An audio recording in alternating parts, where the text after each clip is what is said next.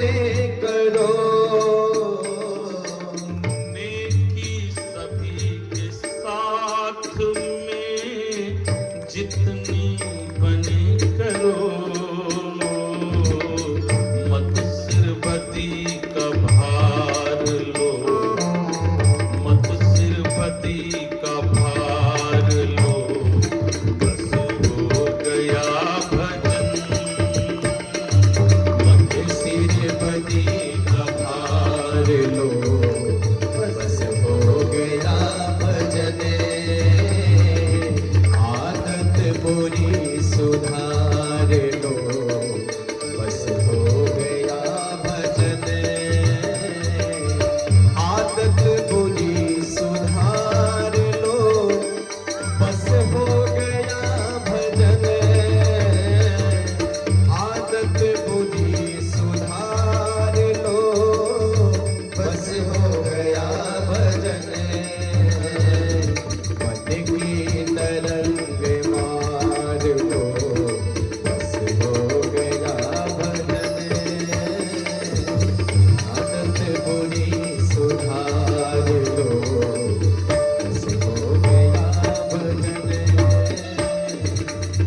कटुता मन का त्याग के मीठे वचन कहो।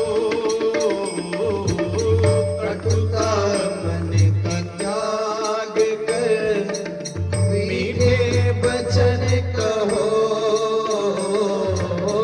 कटुता मन के त्याग कर मीठे वचन कहो।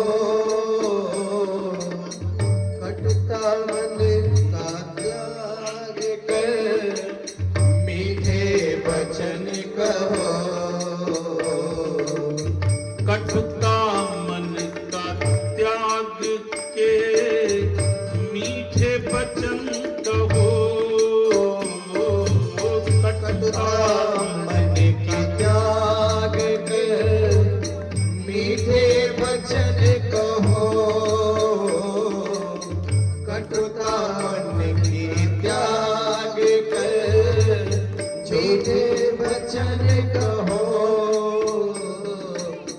कटुता मन का त्याग कर मीठे वचन कहो।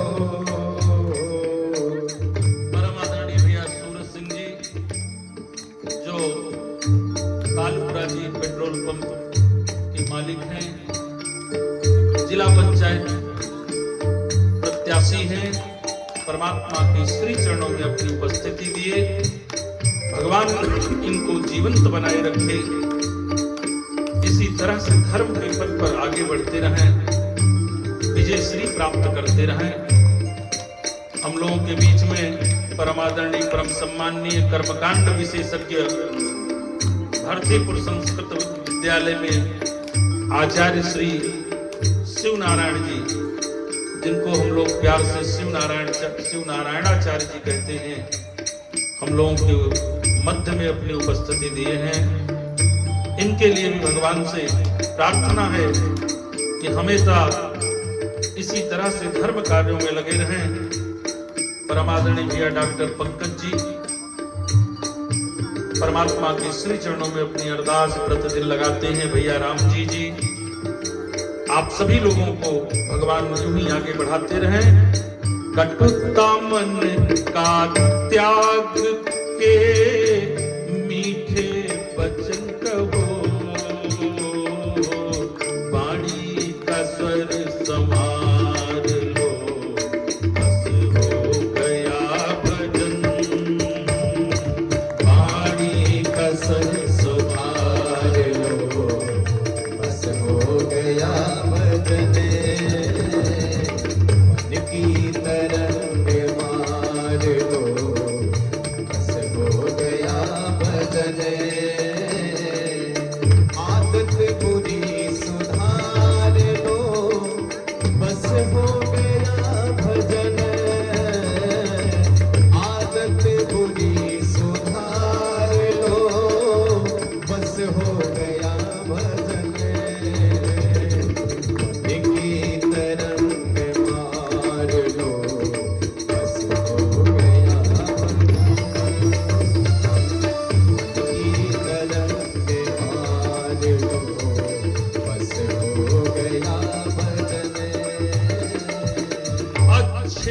बुरे जो भी तुम्हें कर्मों के फल मिले,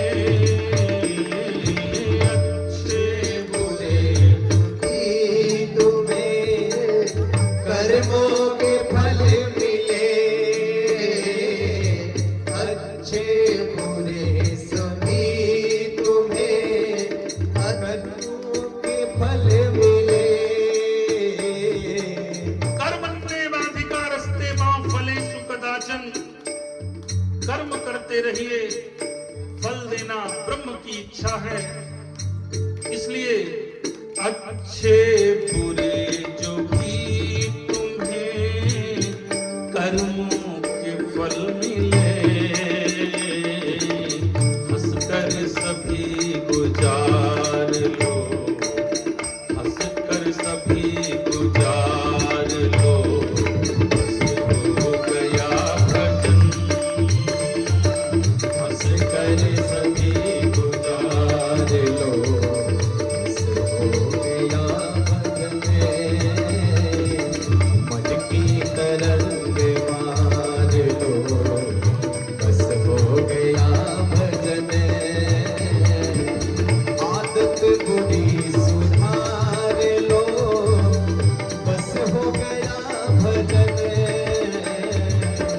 आदत बुरी सुधार लो, बस हो गया भजन।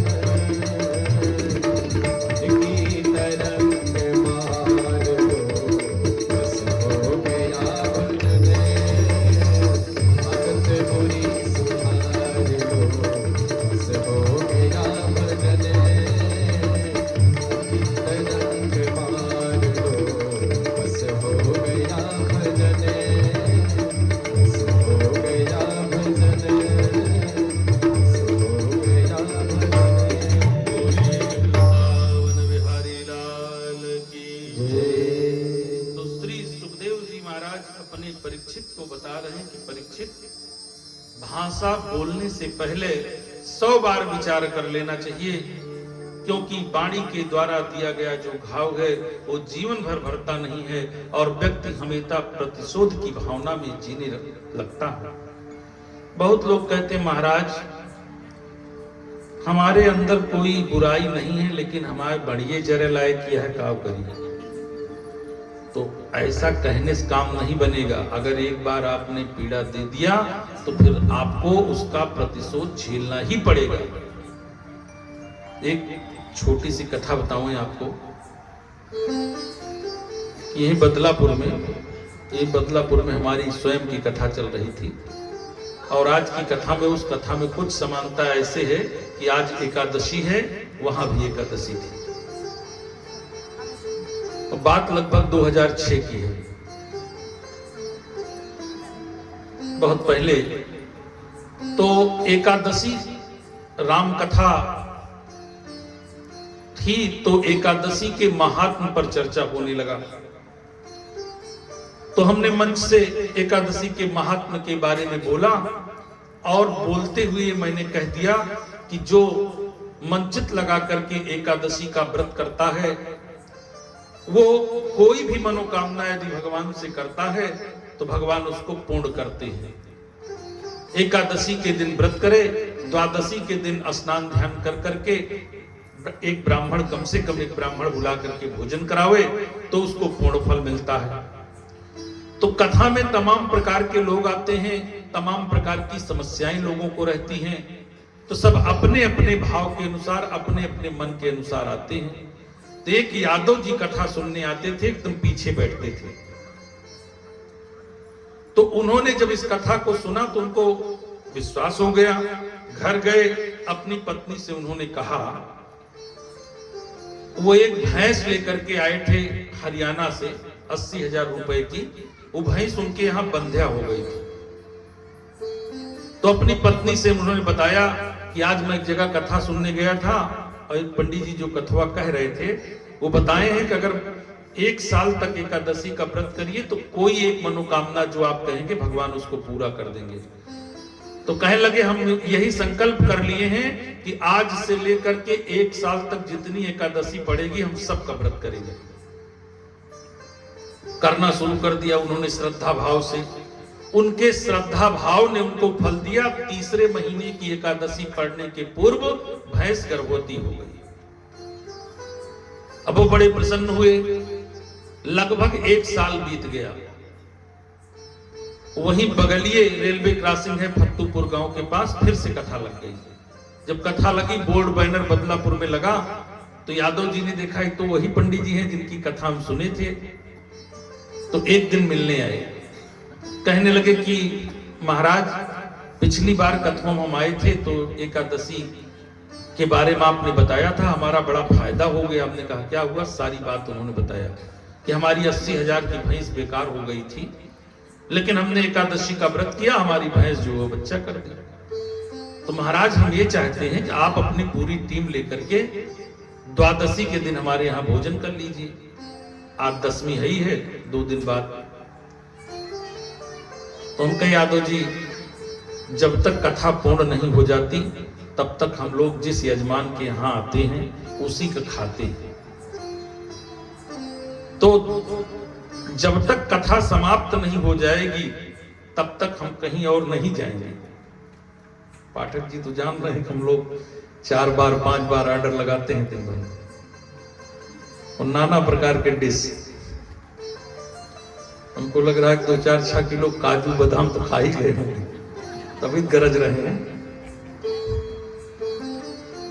तो यादव जी ने कहा ठीक है महाराज, हमारे पास गाड़ी घोड़ा भी है, हम आपको आकर के ले चलेंगे।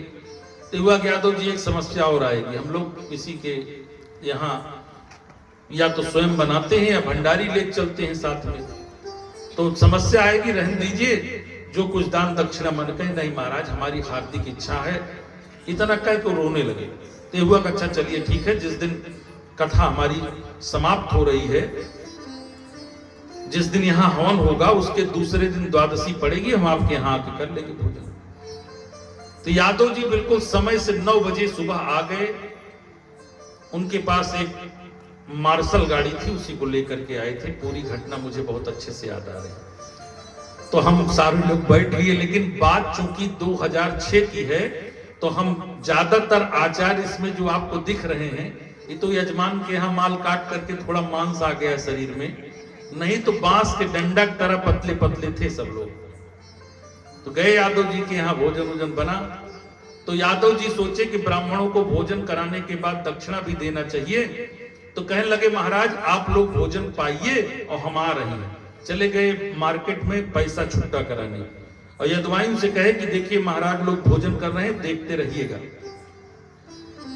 तो जैसे हम लोग अपना वस्त्र उतार करके बैठे, तब तक यदवाइन साहिबा आ गई। कहीं महाराज कुछ पानी वानी दे सकते हैं, एक वक्त दे दीजिए।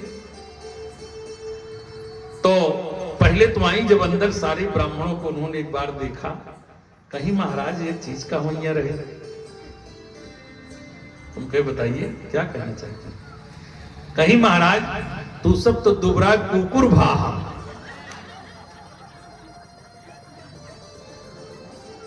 तो हमारे टीम में एक श्रृंगी ऋषि है, बहुत क्रोधी ब्राह्मण। तुरंत उठ गए, अपना धोती वोती बांधने लगे, कुर्ता उड़ता। हम कहे रुक जाइए। हम कहे अद्वाइन साहिबा काव कहू समझ में ना आया है। अब वो हमको आंख दिखा रहे हैं हमारे आचार्य जी। तो अद्वाइन फिर महाराज काव कहे शरीरियम कुछ है ना दुबरा कुकुर भा। तब तक तो महाराज हमारे गमछा उमछा रखे, अपना धोती वोती बांध के भागना। अरे कहे रुक जाइए महाराज, काहे इतना जल्दी बुरा मानते हैं? कहें तुहा कोनो इज्जत तो बा ना, सुना तू कुकुर कहे कहू बिलार कहे, हम नहीं सुन पाएंगे। और दोबारा अगर हमको अपने यज्ञ में आप ले चले तो ठीक नहीं होगा, हमारा आपका बोलचाल बंद हो जाएगा। हम कहे महाराज क्षमा करिए। कहे क्षमा नहीं करना, आप क्षमा करिए, आपको खाने पीने की कमी होगी, हम अपने घर के लम्बड़दार हैं, हम चल रहे हैं, हम इस तरह पंडिताई नहीं करते। हम बिगड़ गए, भागे। तब तक यादव जी साइकिल लेकर के आ गए। यादव जी आए, पूछे महाराज जी भोजन हुआ? हुआ कभी नहीं, भोजन तो नहीं हो पाया। काहे नहीं हो पाया, इतना देर हो गया?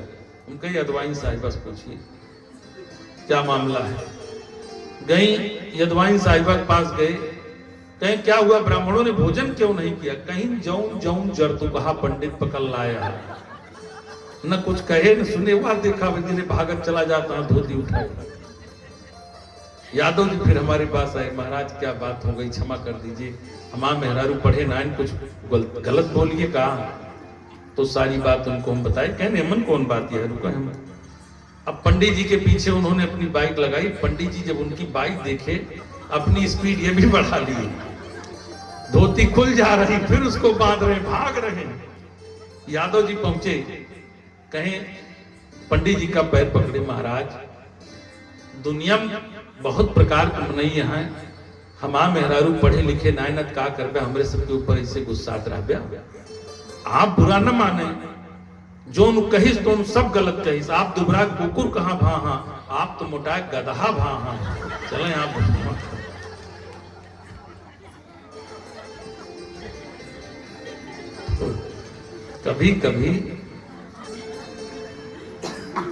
कभी कभी ऐसी गलतियां हो जाती हैं।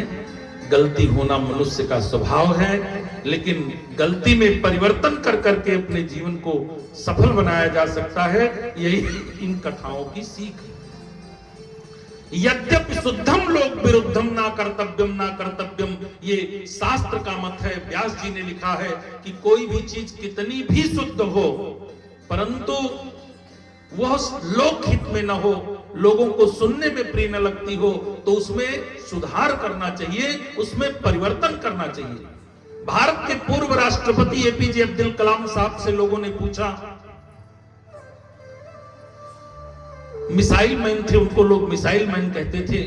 उनसे पूछा गया कि क्या आपने कभी एक ऐसे अस्त्र की परिकल्पना नहीं की जिसके द्वारा पूरे विश्व पर विजय प्राप्त कर लिया जाए?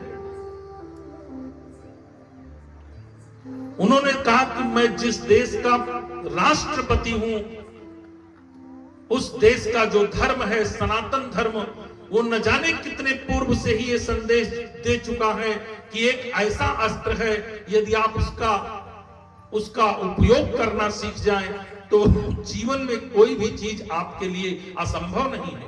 और उन्होंने बताया, language is only the weapon by which you can win the whole world. भाषा एक ऐसा विज्ञान है, भाषा एक ऐसा अस्त्र है जिसके द्वारा पूरे विश्व पर विजय प्राप्त कर सकते हैं। और ये चीज भगवान ने मनुष्य को ज्यादा दिया। इस सृष्टि में जो भी चीजें द्रष्टव्य हैं, जो भी चीजें दिखाई पड़ती हैं, वो सब परमात्मा ने बनाया है, परमात्मा के द्वारा बनाई गई हैं। लेकिन मनुष्य को बनाते समय परमात्मा ने इसको कुछ विशेष चीजें दे दिया जो किसी और जीव को नहीं दिया।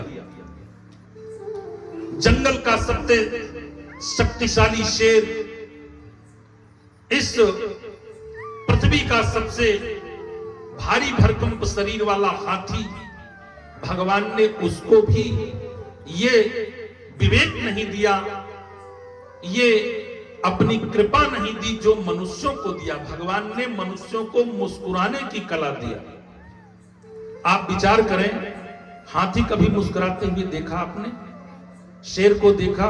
सांप को देखा? नहीं। केवल मनुष्य को यह वरदान भगवान ने दिया और कहा गया कि मुस्कुराकर गम का जहर जिसको पीना आ गया, मुस्कुराकर गम का जहर जिसको पीना आ गया, ये समझ लो कि इस जहां में उसको जीना आ गया। तो ये सब वरदान भगवान ने केवल मनुष्य को दिया। इसका उपयोग करते रहिए, यही इन कथाओं की शिक्षा है। श्री सुखदेव जी स्वामी महाराज परीक्षित को ये कथा बताने के पश्चात आगे बताते हैं। श्री परीक्षित जी हाथ जोड़ करके श्री सुखदेव जी स्वामी से कहने लगे, राजन, प्रभु आपके द्वारा जो कथाएं मुझे बताई गई उसको सुन करके मेरा अंतःस्थल पवित्र हो चुका। अब मैं चाहता हूं कि कोई ऐसी कथा मुझको आप बताएं जिस व्यक्ति के रोम रोम में, जिस व्यक्ति के पल पल में, जिस व्यक्ति की सोच में केवल परमात्मा को प्राप्त करने की इच्छा रही हो, ऐसी कथा मैं सुनना चाहता हूं। क्योंकि आपकी कथाओं से मुझे ऐसा लगने लगा है सभाग्यया यस्य गुणान् गृहीते करौ च तत्कर्म करौ मनस्य।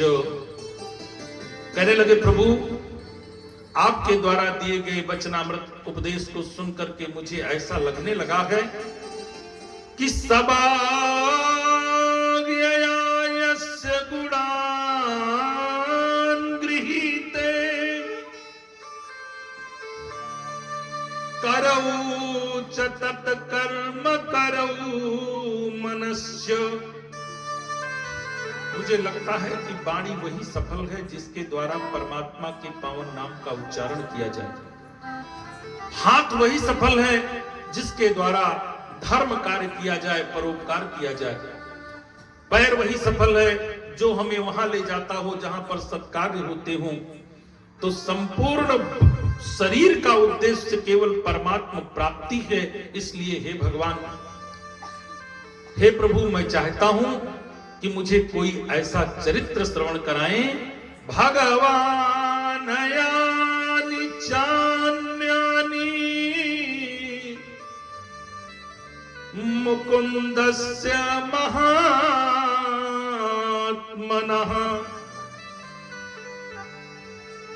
भगवान यानि चान्यानि मुकुंदस्य महात्मनः वीर्यास्यनन्त वीर्याणि श्रोतुमिच्छामहे वयम्। कहने लगे प्रभु, भगवान के किसी ऐसे भक्त के महात्म्य के बारे में चर्चा करें जिसको सुन करके मन मस्तिष्क में परमात्मा के प्रति असीम प्रेम उत्पन्न हो जाए, असीम स्नेह उत्पन्न हो जाए। श्री सुखदेव जी स्वामी को लगा कि अब मेरा भक्त जो है परिपूर्णता की तरफ आ रहा है। कहने लगे, राजन, मैं आपको एक ऐसी कथा बताने चल रहा हूं जिसको श्रवण करने से आपका मन, वाणी, अंतःकरण पवित्र हो जाएगा, जिसको श्रवण करने मात्र से परमात्मा के श्री चरणों में आपकी आसक्ति बढ़ जाएगी। ध्यान पूर्वक श्रवण करना। और श्री सुखदेव जी स्वामी ने महाराज परीक्षित को बताया कि कृष्णस्य सखा कश्चिद ब्राह्मणो ब्रह्मवित्तमः।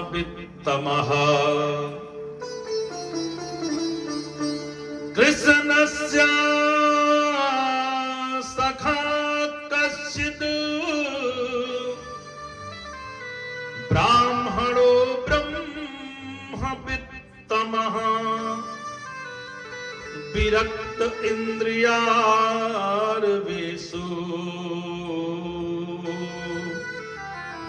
प्रशांतात्मा जितेन्द्रियः। भगवान के दिव्य भक्त, भगवान के परम मित्र की कथा श्री सुखदेव जी स्वामी ने महाराज परीक्षित को श्रवण कराया है। ध्यान पूर्वक श्रवण करेंगे। बताया श्री सुखदेव जी स्वामी ने कि जिसकी कथा मैं सुनाने जा रहा हूं, पहले उसका परिचय जान लो। क्यों? क्योंकि जाने बिनु न होई परतीति, जाने बिनु न होई परतीति, जाने बिनु न होई परतीति, जाने बिनु श्री राधे होई पर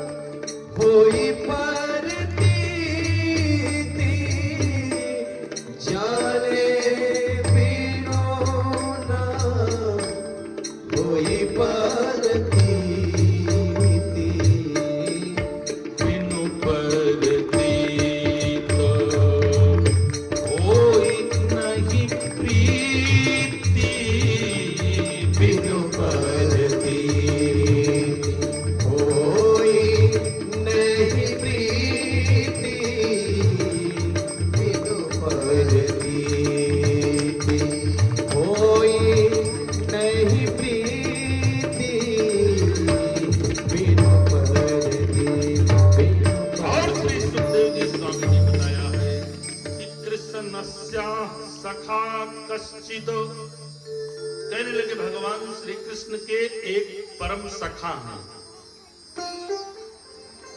परम मित्र हैं।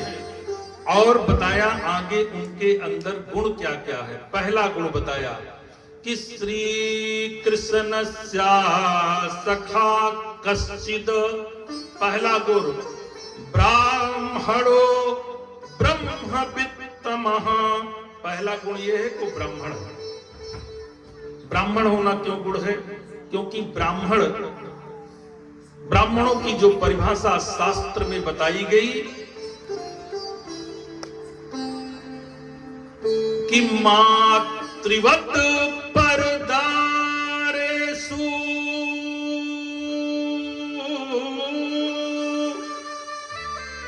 लोष्ठवत परद्रव्येषु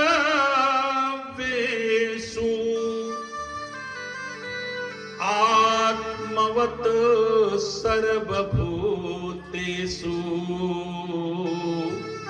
यह पश्यति सह पंडिता यह पश्यति सह ब्राह्मणा। लोष्ठवत परद्रव्येषु, दूसरे के धन को मिट्टी के कण के समान समझने वाला। मातृवत परदारेषु, दूसरे की बहन बेटियों में अपने बहन बेटी का दर्शन करने वाला। आत्मवत सर्वभूतेषु, अपने समान समस्त लोगों के साथ व्यवहार करने वाला जो व्यक्ति है वो पंडित है, वो ज्ञानी है और वो ब्राह्मण है। शास्त्र ने बताया ब्रह्म जानाति यह सह ब्राह्मणा, जो ब्रह्म को जानता हो अथवा ब्रह्म को जानने के प्रयास में लगा हो वो ब्राह्मण है। अन्यथा द्विजराज बने निज काज तजे, द्विजराज बने निज काज तजे,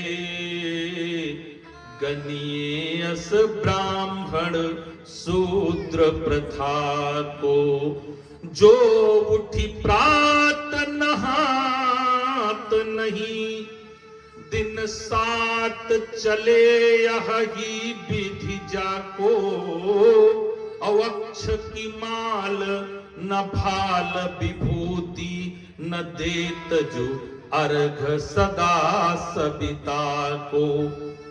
ऐसे ये ब्राह्मण की परिभाषा है, ये सनातनी ब्राह्मण का आचरण है। तो सुदामा जी पूर्ण ब्राह्मण थे। आगे ब्रह्मवित्तमः,